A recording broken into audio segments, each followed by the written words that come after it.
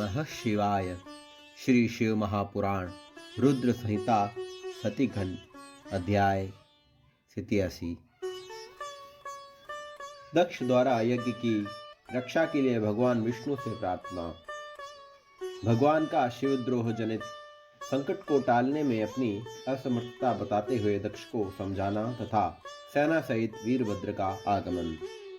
दक्ष बोले, हे देव, हे हरे, हे विष्णु, हे दीन बंधो, हे कृपानिधे, आपको मेरी और मेरे यज्ञ की रक्षा करनी चाहिए। आप ही यज्ञ के रक्षक, यज्ञ करने वाले और यज्ञ स्वरूप हैं। हे प्रभु, आपको ऐसी कृपा करनी चाहिए जिससे यज्ञ का विनाश न हो सके। ब्रह्मा जी बोले, हे मुनीश्वर, इस प्रकार आदरपूर्वक प्रार्थना करके भय से व्याकुल चित्त वाले दक्ष उनके चरणों में गिर पड़े। तब दुखी मन वाले दक्ष को उठाकर और उन दुर्बुद्धि की बात को सुनकर विष्णु ने शिव का स्मरण किया।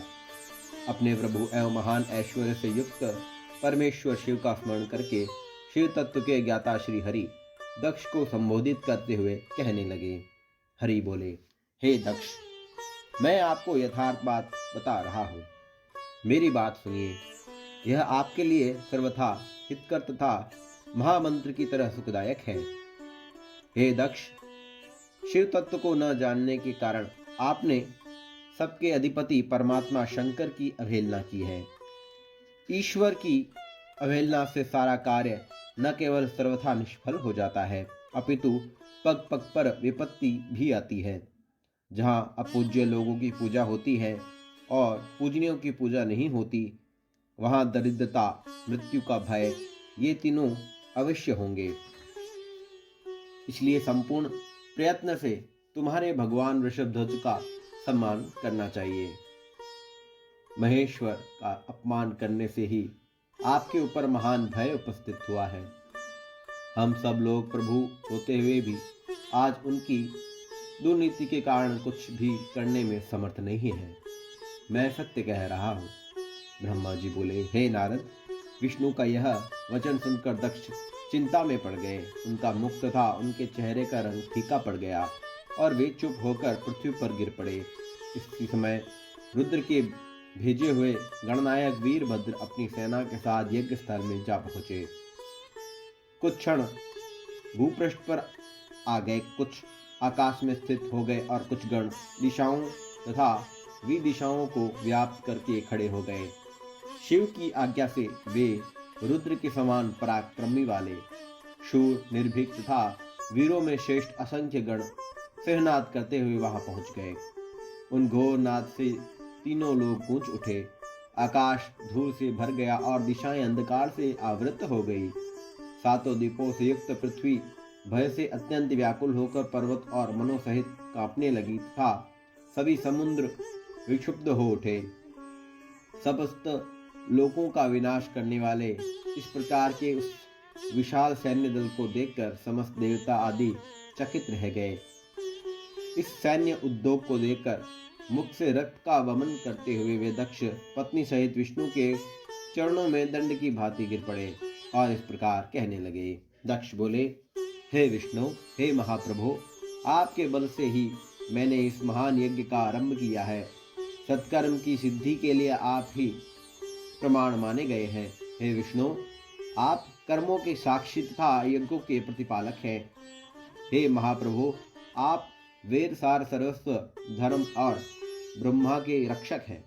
अतः हे प्रभु, आपको मेरे इस यज्ञ की रक्षा करनी चाहिए। आपके अतिरिक्त दूसरा कौन समर्थ है, क्योंकि आप सबके प्रभु हैं। ब्रह्मा जी बोले। तब दक्ष की अत्यंत दीनतापूर्ण बात सुनकर भगवान विष्णु शिव तत्व से विमुख उन दक्ष को बोध प्रदान करते हुए कहने लगे। विष्णु बोले, हे दक्ष, मुझे आपके यज्ञ की रक्षा अवश्य करनी चाहिए। धर्म के परिपालन विषयक जो मेरी सत्य प्रतिज्ञा है वह सर्वत्र विख्यात है।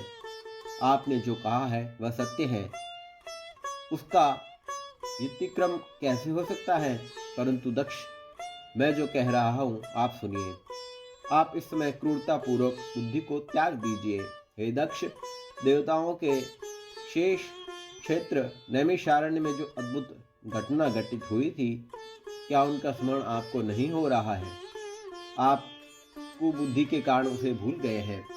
रुद्र के कोप से उनकी रक्षा करने में यहाँ कौन समर्थ है? हे दक्ष, आपकी रक्षा किसको अभिमत नहीं है, परंतु जो आपकी रक्षा करने को उद्यत होता है वह दुर्बुद्धि है।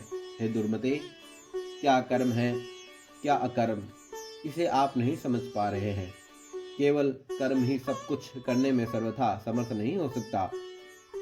जिसके सहयोग से कर्म में कुछ करने का सामर्थ्य आता है, उसी को आप स्वकर्म समझिए। भगवान शिव के बिना दूसरा कोई भी कर्म में कल्याण करने की शक्ति देने वाला नहीं है।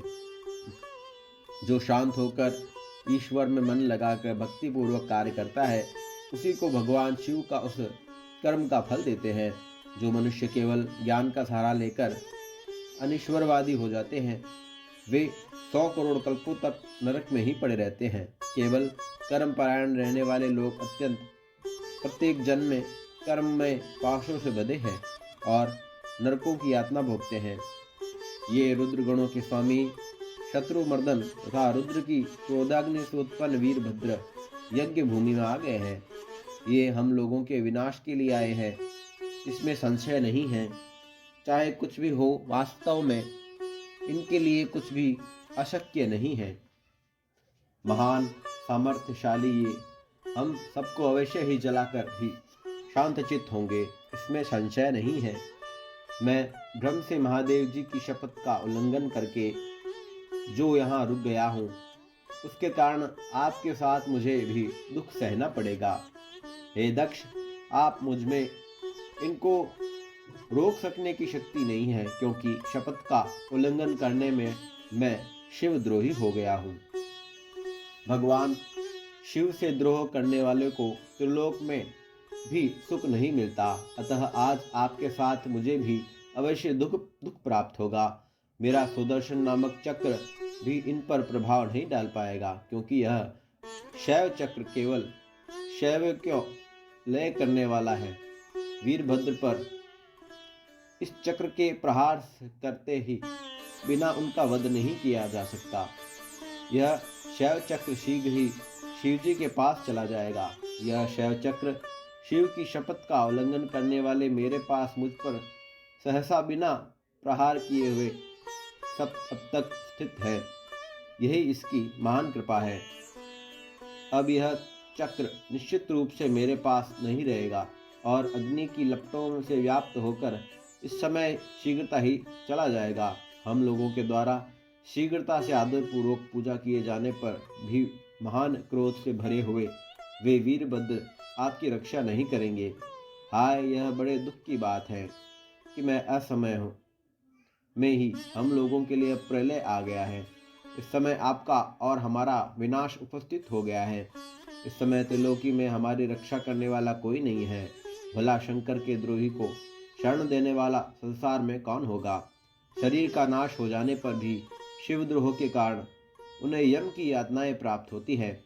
बहुत दुख देने वाले उन यातनाओं को सहा नहीं जा सकता।